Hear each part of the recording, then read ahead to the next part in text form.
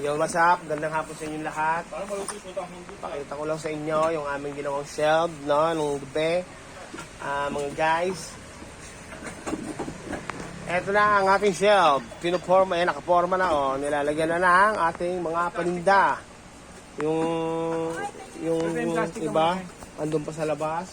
Tapos, yan, kakabitan pa natin. Pinapatuloy lang natin yung sahig. Master Bote, nakaupo dyan. Kaya po, tuyo lang natin sa sahig, lalatagan natin ang linoleum, tapos kakabit na ulit natin ang ating shelf o yung istante. So yun, wala na. Pero maraming paninda, ayan. Cute na sa tignan, ganda na. Tsagaray! Ayun. Bye!